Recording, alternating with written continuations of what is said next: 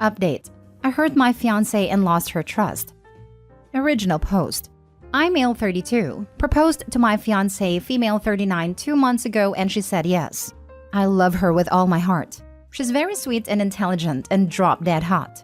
Only problem that we were facing was that I haven't met her family because she has not had any contact with them for 20 years. And for my family, that's a red flag. Mom suggested to me that since we are engaged now, they're my family too, so we contacted them.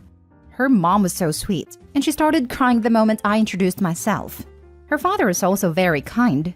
They talked to me about her childhood, how wonderful and kind she always been, and it made a lot of sense what she turned up to be.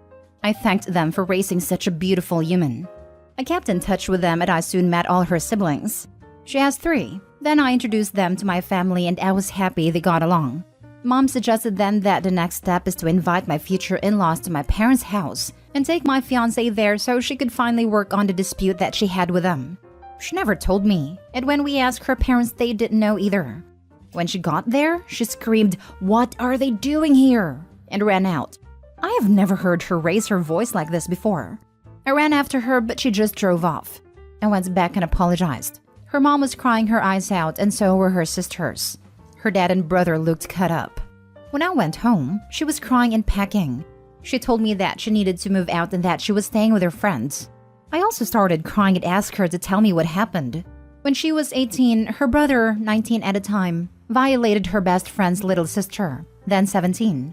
He apparently had feelings for this girl for years, but she never was interested, so one New Year party, he waited until she was very drunk and forced himself on her. He later boasted about how he finally had her and now can move on. He got away with it, even when everybody knew he did, but there was no evidence. My fiancé tried everything to help convict him because she was the one who overheard him boasting to his friends and discussed what he did to that girl. My fiancé's family did everything to protect him, and a year later, the girl ended herself. That broke my fiancé, who still suffers from severe depression. She said the indifference in her family's reaction when they found out about the girl's fate still makes her blood freeze in her veins. She knew she could never forgive them. The way she was talking is like this happened yesterday. I felt sick, and I wished I didn't have to ask. I have seen her brother and how proud her parents are of their only boy, who's successful and a father of 2. I apologized and begged her to stay. Told her that had she told me all this before, I would never have brought them back to her life. She said that I should have trusted her judgment, since I always boasted about how kind and just she was. She called me later and told me that she couldn't do this anymore. Today she left the ring while I was at work and took the last of her stuff. I felt like my world is turned upside down. Tell me what I should do to make her forgive me. She's so angry with me and my family, and I totally understand her. Mom says that my fiancé is being overdramatic now, and all this has happened so long ago, and we should all move on since her family still loved and wanted her back. I don't know what to do. Now for the top advice before reading the updates. The issue is, you still don't see the actual problem. Your mistake was not to underestimate what happened. Your mistakes were to not trust her judgment and going behind her back. And it's not your nor your mother's place to say if she overreacts or not. It doesn't matter if you like her family. It doesn't matter if her parents love her. You prove that you still don't get it with your last paragraph. This exactly. He literally acknowledges blaming her for his going around her back and seems to have zero self-awareness about it even in this post. She literally had no control over the situation, but OP still wants to make it her fault. Just amazing. Yeah, when he said we, I thought he meant his fiancé and him, not his mom. Yeah, I don't blame your fiancé one bit. Your mom sounds super crazy, and I can't believe you went along with her instead of shutting her down.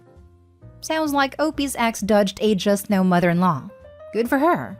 This whole mess aside, his mom would have made this woman's life miserable.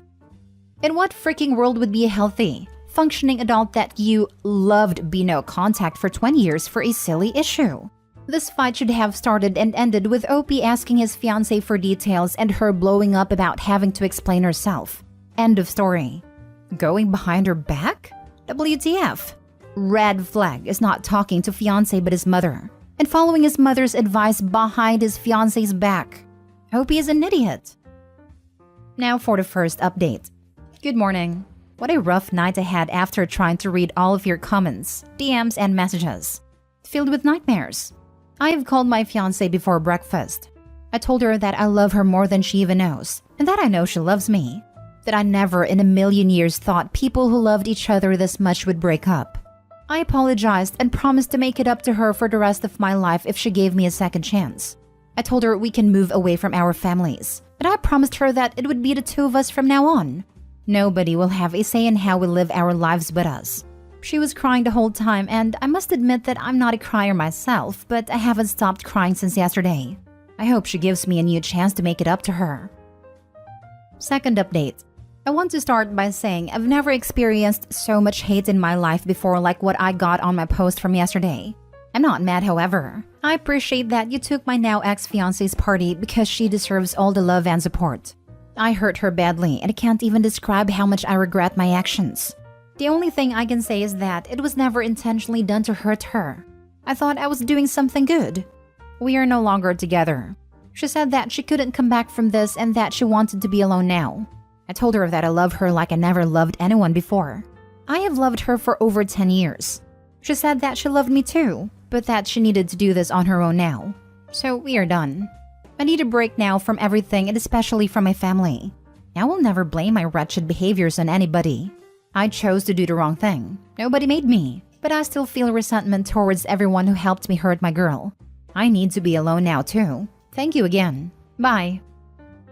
I hate to say it, but I hope Opie learns to trust those who are in his life over his parents. Opie's old enough not to listen to everything his parents say to him. At least Opie knows he has no one to blame but himself. Also, I hope Opie asks his mother why she believes avoiding a rapist is a bad thing. Dude, I just feel like Opie's using his mom to deflect blame. Only problem that we were facing was that I haven't met her family because she has not had any contact with them for 20 years. And for my family, that's a red flag. Mom suggested to me that since we are engaged now, their family too, so we contacted them. He himself said that he thought this was a red flag. So when his mom suggested it, he jumped to it and decided to go see them. His mom only ever suggests things to him. She herself never acts and does anything. I kept in touch with them and I soon met all her siblings. She has 3. Then I introduced them to my family and I was happy they got along. He keeps on being actively in contact with these people without informing his ex. He just kept it all hidden from her. At this point, his mom wasn't telling him to keep contact. He did it by himself. Mom suggested then that the next step is to invite my future in-laws to my parents' house and take my fiancé there so she could finally work on the dispute that she had with them. She never told me, and when we asked her parents, they didn't know either. Why does he at no point tell his ex what is happening? Why does he keep plotting behind her back with his mom and her family? No one is telling him to do this. No one is telling him to keep this hidden. This is all on him because he wants to get her back with her family.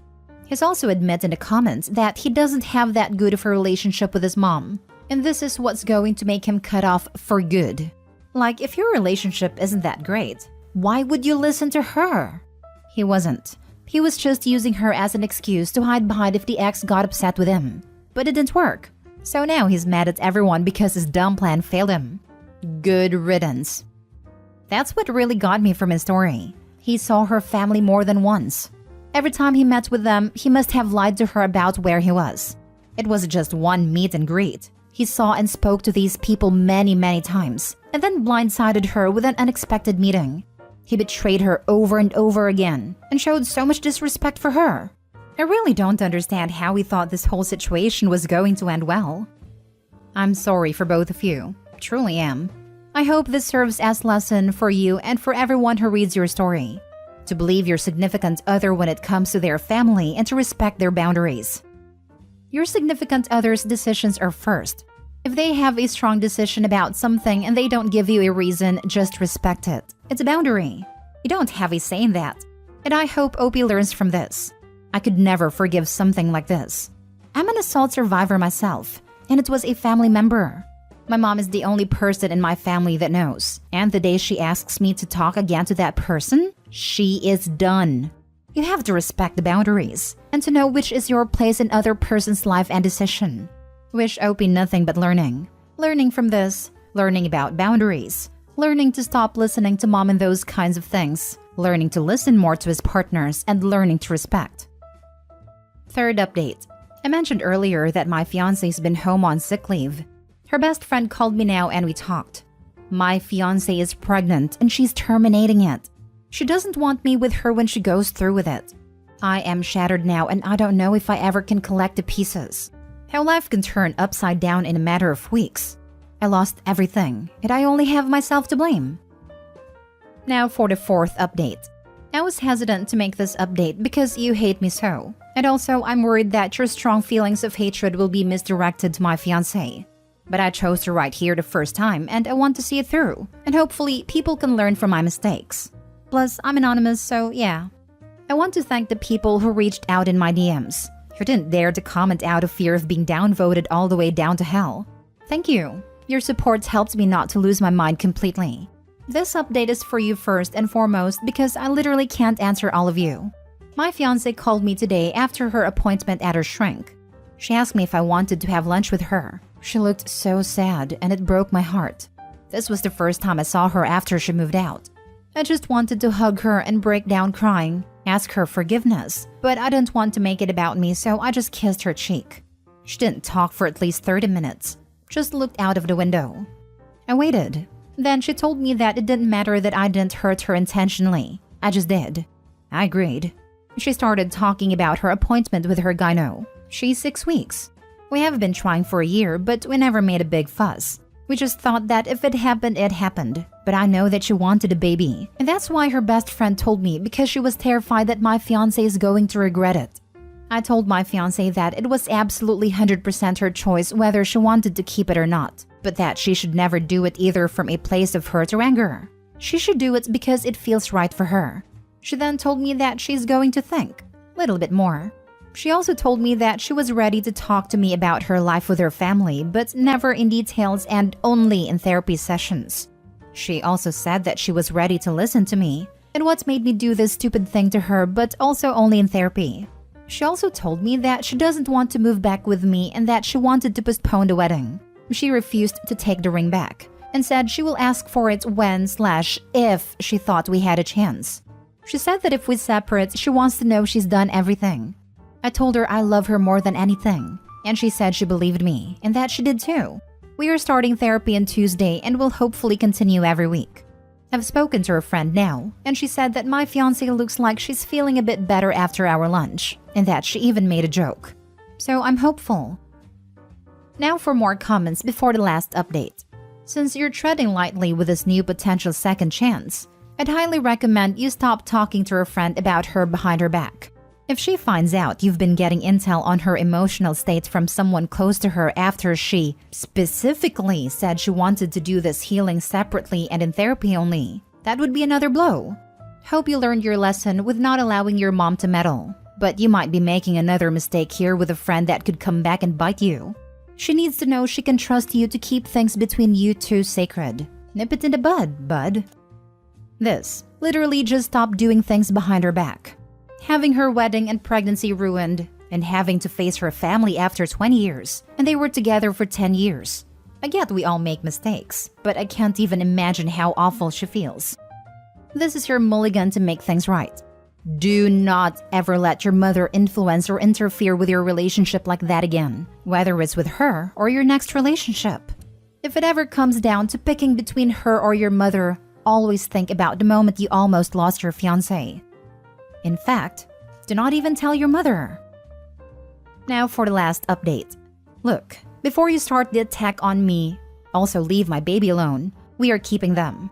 I just want you to know that I love my girl. I have loved her for years. Even before we got together and when she finally agreed to go out with me, I started looking for rings.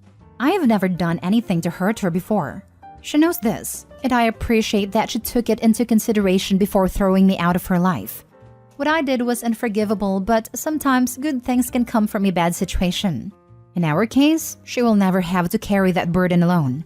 I can finally share her secret and support her. After her initial feelings of anger and betrayal have calmed down, I can see that she's tortured. And while she has been in therapy for years, she still has a long way left, or if she comes to terms with what happened. I'm just glad that I can continue this journey with her. So we had our first session with a therapist and it was emotionally draining. I hated seeing her so hurt, but I realized how important it was. I always view her as this beautiful, stubborn, strong creature, and maybe I have handled her accordingly. She is tough, so I can be tough. You get me? Beside therapy, she has asked for space, and I would have obliged had she not called every night to talk for hours. How cute is that? Last night, I asked her to move back, and she didn't hang up. She didn't answer me first, and we continued talking about other things. Before saying goodnight, she told me that she wanted to come home. We will continue therapy, but she is moving back tomorrow, and that's why I'm making this update now. When she's home, I don't want to be busy answering comments. Since we both have no relationship with our families, we are contemplating an elopement around Christmas. A wedding seems too excessive and waste of money, planned for August next year. Instead, we could do something small and romantic for our friends and maybe donate the rest of the budget. This idea excited her very much, and she already started planning and dreaming while I listened. I just freaking love this woman. This is a weird one. Couples working and solving their issues is a great thing. But this guy made such a grave violation of his fiancée's trust. I can't help but wonder when the next one will be. Yep, he realized he messed up only because what the family did was so egregious. But what if it wasn't so black and white? Like maybe they just favored her siblings more and made her feel bad about herself. Or something he didn't consider serious? Either way, he didn't respect her right to choose for herself. Figured he knew better, and that he had a right to go against her wishes as long as he thought he had a good reason for it. He doesn't acknowledge that that's the part where he messed up. Only that it was bad because of what her family did. He's going to do it again the next time he thinks he's got a good reason. Because he doesn't respect her or her right to decide for herself. Or what can I do to make her forgive me? He's a slimy, spineless POS. And I'm sad for the fiancé who may now be trauma bonded and can't see past his BS. Also, the amount that he puts her on a pedestal and calls her a creature is freaking sickening. He doesn't see her as a person, only as a trophy and a possession. To hell with Opie's mom, and damn that poor fiancé's family especially. I wonder how long Opie will be able to keep his mom out of his life, especially